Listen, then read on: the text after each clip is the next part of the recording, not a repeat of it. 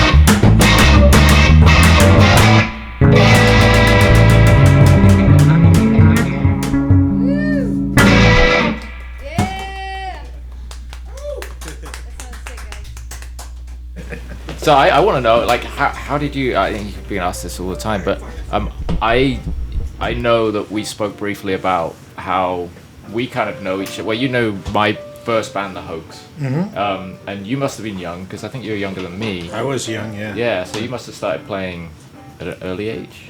Oh, yeah. I started playing when I was 6. Right. So wow. I just turned 41 a couple days ago. So yeah. Happy birthday! Thank you. Yay! Toast to Josh. It's a long. Oh, yeah. cheers. So yeah, 35 years of playing guitar so far. But yeah, I remember buying your record. Actually, I think the promotional You copy. were the one. I think a promotional copy came to one of the clubs that I played in South Florida where I grew up, and I stole it from the.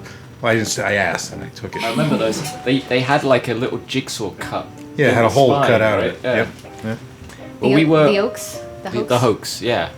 Well, we toured around '95 in the States, so I don't think we came to Florida though. I didn't see you guys. No, I never saw you guys Yeah. play. I just had that record, and I remember under the CD was a stack of amps.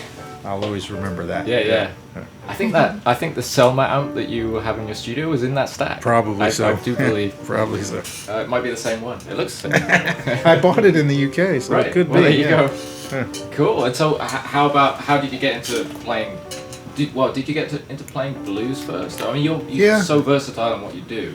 Yeah, blues was first. You know, I don't have musicians in my family. I have an uncle who plays out here, but in my direct family, I didn't have any. You know, my dad doesn't play or anything like that. So it was just kind of random that he bought me the guitar. I guess they wanted a musician in the family, and luckily they did like good music and they listened to music all the time. So I was hearing B.B. King and Albert King, but also Stones and Allman Brothers and Wilson Pickett, Otis Redding, but then also like Miles and Thelonious Monk and things like good stuff. And that's just kind of what I thought everybody was listening to, because at the time it was kind of the tail end of metal and heading into grunge, Nirvana and all that. And not that I disliked that, I didn't, but I was just immediately hooked by B.B. King and Albert King pretty much.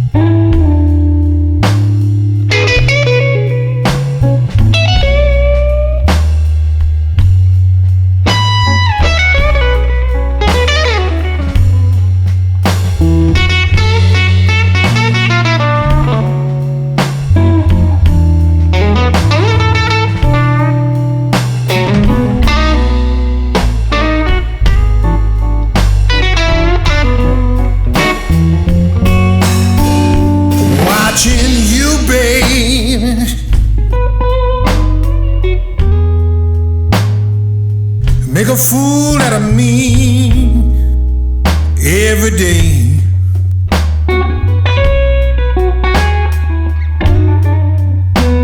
Watching you, baby, make a fool out of me every day.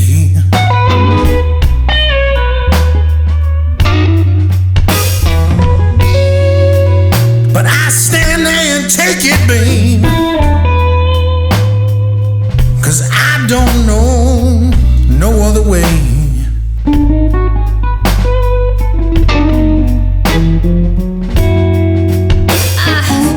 I just can't quit you, baby, even though my friends tell me so.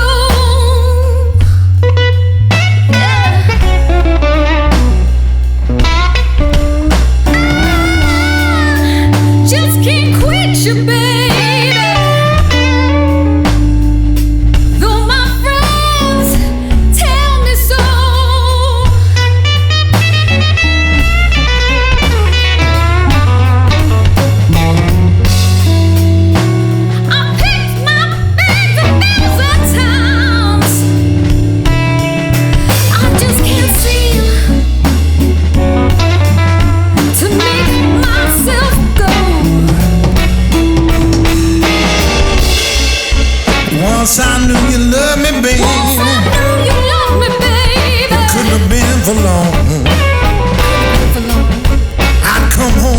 from work.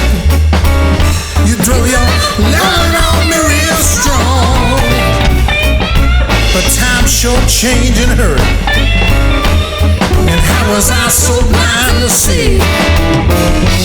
Baby, out there with my money, you're making a fool out of me. Come on, Robin, play the blues, man.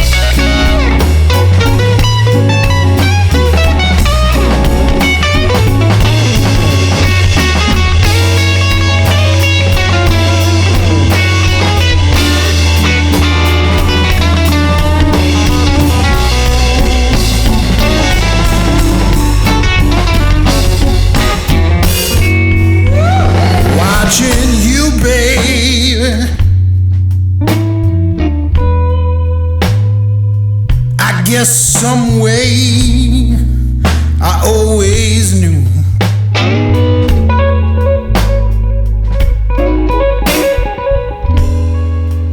Watching you, baby, There's some way I always knew.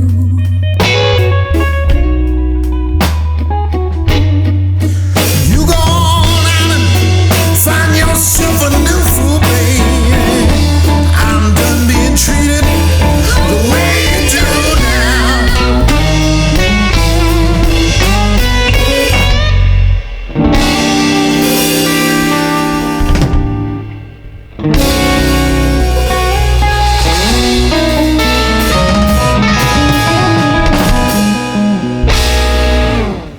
Allie Coyle has prepared for us tonight a wine pairing to go with our artist tonight with Josh Smith. Well, Josh did a show with me, a new show called Pedalpocalypse, where we talk about your favorite 3 guitar pedals. Right. But in that, you chose the 3 pedals that would be the essential 3 pedals that you would choose if you were stuck in lockdown. Yeah. And I think Ali has a wine pairing to go with those 3 pedals. Is this correct? Yes, this is correct. Ali, introduce yourself. Hello, my name is Allie Coyle. I am the resident blues sommelier here in Bungalow Paradise. Been here since about March.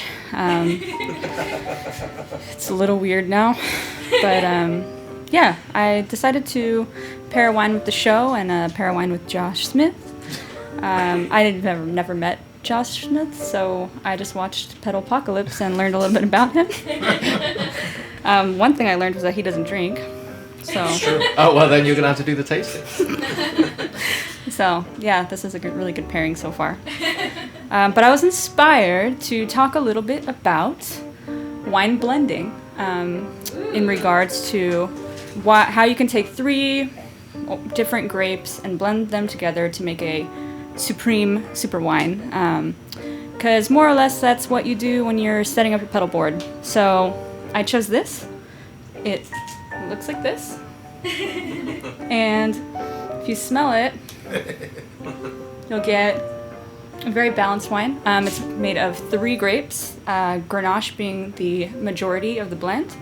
And I compared the Grenache to Josh's Boost pedal. It seems to be his bread and butter. It's always on, even if you don't know it's on. It's on and it's contributing. And Grenache is a very solid varietal for blends. It contributes a core of very, very intense red fruit, which when you're tasting a wine, you want to get fruit notes.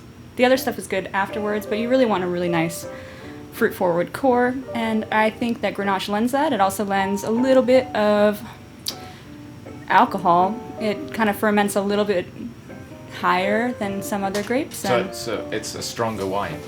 It can be. Right. It can be. But I just was thinking about it in terms of it being like the Boost, where it's adding texture, but it's not, you don't necessarily know it's on. Cool. But if it was off, you'd notice. So this represents just the first pedal? Just the first so pedal. You have a wine for each? Yes, I do. Fantastic. Yes. No, Who's gonna taste? blend. The wine is a blend. So Oh, it is a there's blend. Well, 3 that's why grapes I see. That's Three why I was petals. confused. that are blended to make this wine, just like 3 grapes, 3 petals. yeah, Oh, I see. yeah. Yes. I was There you really go. just trying to. I was reaching here, so Yeah. No, I like the Okay. the combo. cool. Cool. So the next grape in this blend is a Petite Syrah. Now I get it. We should have talked about this first. Yeah, I had no idea what this was going to be, but it's Yeah. I think pretty we should awesome. never tell Robin what it's going to be, so this is his reaction every And time. I'll never tell you what it's gonna Well, I was be. looking around for other glasses, but there weren't any, so I was like, No. it's all in the one. It's like Yeah. it's a pedal board in a glass. Yeah. Exactly. Well, you said Right? the super fruit. Or It's no, like a super blend. Super blend. So like blend. Josh is the super blend. Yeah, and when you're blending wine, you can choose to do something very traditional that you might see in certain regions of France or Italy, or you can make something that's completely proprietary. And I feel like a lot of guitarists are all about making their tone proprietary. Right. And this blend is not a traditional blend; it's just one that the winemaker thought would taste good. So the second grape I'm comparing to the fuzz pedal. It's called Petite Syrah, and it is very, very, very inky and concentrated and tannic. So, I'm Have you ever had your fuzz pedal likened to a wine before? No. This is Yeah. the first. Only here on Bungalow Paradise Live. You said tannic, and I don't know what that means, but I've it's always heard the basically word. very but- dry. Okay. Yeah, it's a dry texture and a mouthfeel.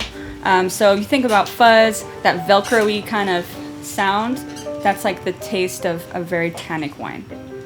If you could taste that sound, it would be Petite Syrah. And then the last grape is regular Syrah, which is different than Petite Syrah. It's probably bigger, I would think. You know, Syrah is very complex, and you can get notes of anything from black pepper to chocolate to smoked meat to violets. It's very, very complex, and that's what I've likened to your Eventide Swiss Army knife pedal. Right. Nice. Yep, Grenache, Petite Syrah, and Syrah. It's not a traditional blend, it's a proprietary blend, just like Josh's pedals. There you are. That's fantastic. That's amazing, Ali. Love it. Thank you. Everybody ready? Yeah. Cool.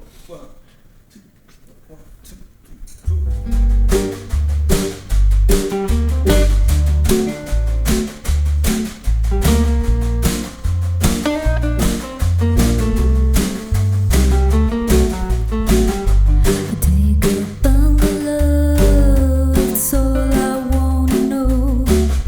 Just sitting in here with you, baby, passing time. Watching the caveman from a bungalow paradise. The sunset stream while the eyes of cowboys shine. When we're going nowhere, running through the thin air, I sold my soul, I do it all for you. Somewhere in a hideaway, wasting our life away, waiting for a final stand to take me home.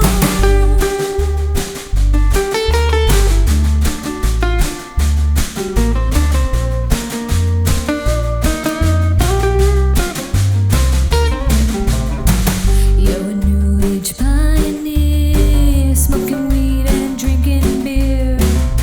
A bandit's dream of fields of green and buffalo. Watching our sunset over bungalow paradise. Making schemes under the skies of cowboy shrines.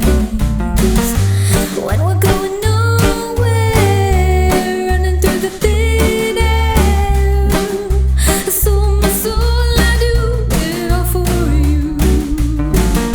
Somewhere in a hideaway, wasting our life away, waiting for a final stand to take me home.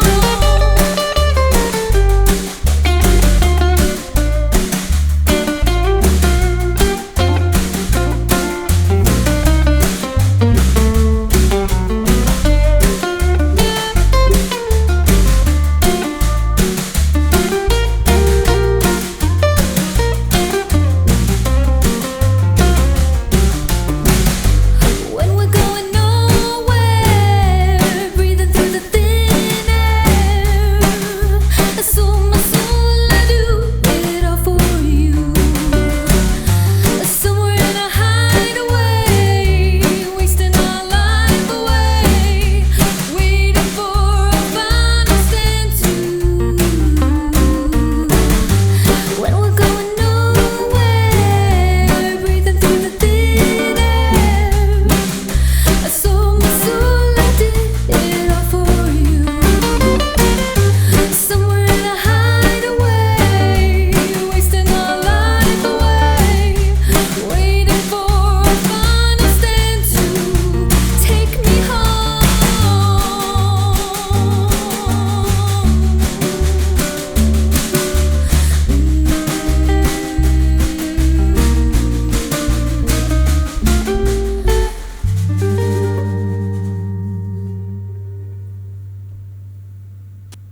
Excellent.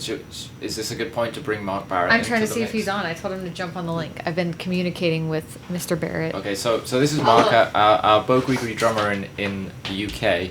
So we have no idea. Like the alley section, I have no idea where this is going to go. But it's going to be a list of questions for you, Josh. And Okay. I apologize in advance. This is Mark. He's this is his doing.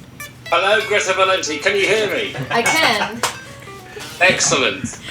Yes.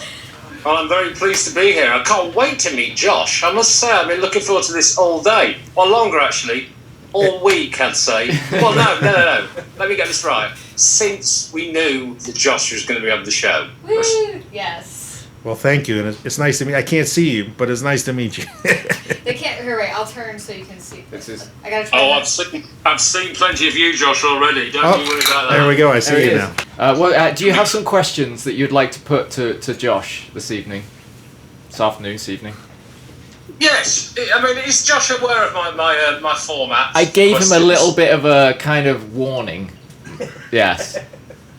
Yeah, well, I've been doing a video series of 20 questions asking various colleagues, musicians, friends, associates, and 20 questions with a blunt choice of 2 answers. And but I think as far as you're concerned tonight, Josh, we're doing 10. So perhaps there might be some time to elucidate on your answers.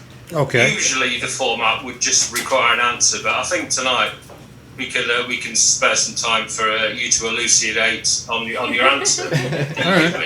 Just get on with it, Mark. We're running out of disk space on the cameras. Lies. Okay. Well, it's 10 questions, Josh, and just choose one or the other. It really is as simple as that. You know, Okay. be two black and white choices. Choose which one you prefer. Okay. All right. And there's 10 of them. So if you're ready, I'll start with question number 1. I'm ready. Okay. First question. Paul, 5 p.m. to... Oh, sorry, that's my work shift for the week. Got the wrong paper. Sorry. The first question. Question number 1. Blue denim or black leather? Oh, blue denim. Blue Definitive. denim. Yeah. Okay. Any reason for that, particularly? It's just way more comfortable. Fair enough. Simple as that. Question number 2. Bass players or keyboard players? Bass players. Yeah, good answer. There's no keyboard player in the Okay. room, so Even if there was a keyboard player in the room, Still I go would for say bass bass players. players. just to piss the keyboard player off. They deserve it. Yeah. Next. Question number 3. Down to the serious business now. We've warmed you up a little bit. Okay. Motown Records or Chess Records? Oh, jeez. Aha. Honestly, I got. Honestly, yeah. Man, I've got to go Motown for me personally. Yeah. Even though I love Chess Records with all my heart, I've probably, just in the amount of sheer hours listening, spent more time listening to Motown than Chess. Although they're both way up in the stratosphere as terms of amount of hours I've spent listening to either. Yeah, I mean, do we get record labels like that anymore? No. No. But I mean, No. Motown was such a vast, like, not that Chess wasn't, but Motown was such like this army of just innovators and genius. So was Chess. But that's a tough one. But yeah, Motown. Stevie Wonder's on Yeah. Motown, so he wins. Okay, Motown Records it is. A fine choice, Josh. Thank you. Question number 4. The Stratocaster or the Telecaster? Telecaster. It was ready. never going to be a choice, Mark. He was ready. Yeah, that's You not should have even just a thrown question. that one away. I love the Oh, that's Stratocaster, but I mean the Which one? Telecaster. I missed that. I misheard your answer. Which was it? Telecaster. Telecaster, yes! That's the right answer. Excellent. I'm so pleased you said that, Josh. I mean, Yeah. The Telecaster is the only fans on guitar. about the Stratocaster, don't they? But yes, you're right. For me, it's the Telecaster too. So, yeah. Yeah, the Stratocaster is a great guitar, but the Telecaster is the only guitar that I could take to any gig, any style of music, anywhere in the world, and not feel like, oh, I'm not going to be able to handle this. Take it to a jazz gig or a blues gig or Yeah. a rock gig, country gig, soul, R&B. It doesn't matter. I'll be fine on Telecaster. I don't feel that way on any other guitar. Question number 5. 4/4 or 6/8? Oh. I mean, if I had to play it for the rest of my life, geez. Yeah, kind of generally speaking, which one? Which one do you prefer playing in? Really, I guess if you're improvising, I had 4/4.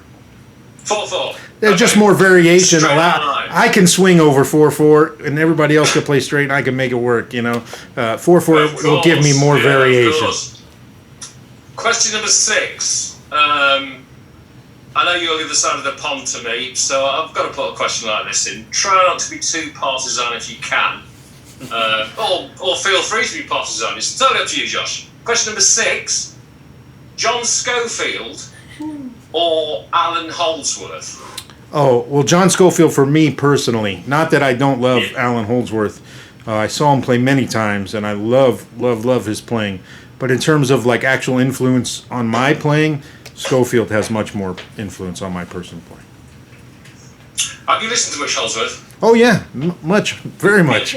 Yeah. But Schofield definitely has impacted my own playing more. Question number 7. Studio recording or touring live? Oh, I'd rather be touring live. I love being in the studio. I like making records, producing records, but touring is still the best thing I get to do. Well, at least used to get to do in my life. It's still the thing I enjoy the most. Question number 8, Josh. Instrumentals or songs that have lyrics? Oh, songs that have lyrics. I mean, if I was forced to listen to it for the rest of my life or something, there's still no instrument that is expressive or that universally gets connected to than the human voice. So, even if you told me I could only listen to one thing for the rest of my life, if you told me I could only listen to one thing for the rest of my life, I wouldn't pick a guitar. I'd probably pick Sam Cooke, Ray Charles, or Aretha Franklin, or Stevie Wonder, absolutely. like one of those four. Yeah. It's the voice is the primary instrument, isn't it? It's Remember that, Mark. there's no doubt about that. Let's talk about some guitar playing. Question number 9. 9. 9. 9.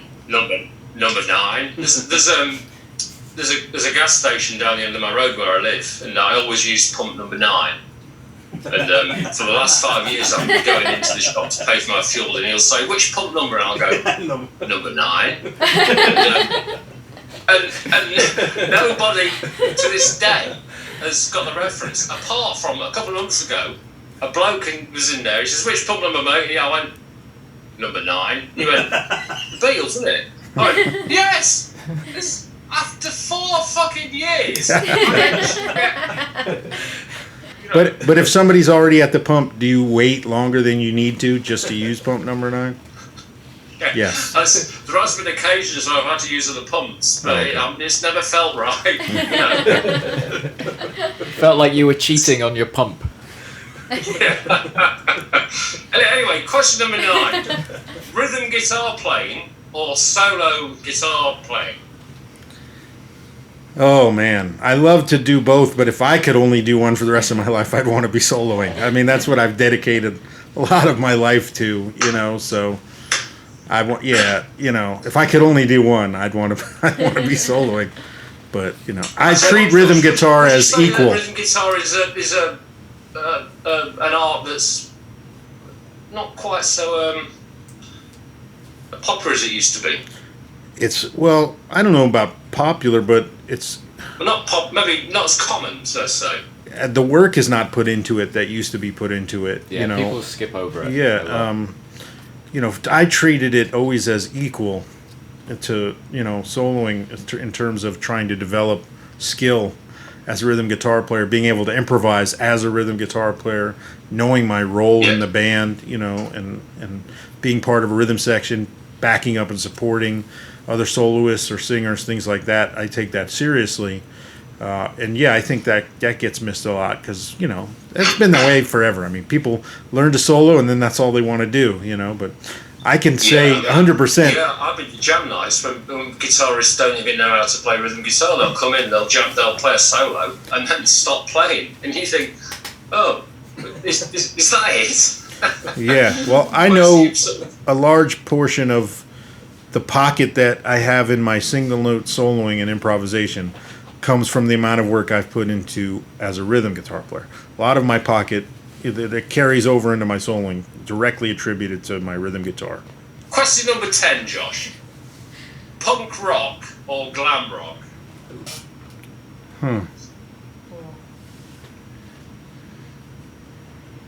I don't know. I mean, David Bowie's kind of both. Can you define? I don't know. I guess glam rock, actually. I didn't listen to a ton of punk rock in my life. So I think I'd choose. I'm thinking in terms, not just musical style, I'm thinking in terms of fashion, perhaps, as well. Oh, for wow. outfits.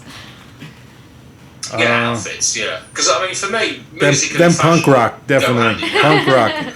The fashion of punk rock. Whichever one I can wear jeans in. Yeah, Josh seems more like a comfort. Bring Glam, it right back round to the first question. I feel like glam is, yeah. Well, that's the last question. That finishes the Josh Smith 10 questions. Well, thank you, Barry. Well, look at that. You printed it out. Yeah. That's amazing, A Mark. couple of amendments, if you see. Yeah. There. Did you mark down his answers so for future reference? You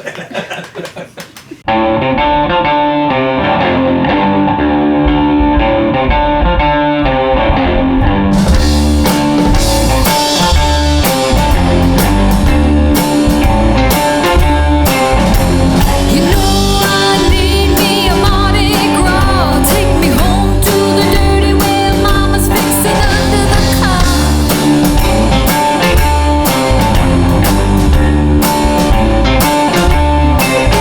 On the bayou, girl.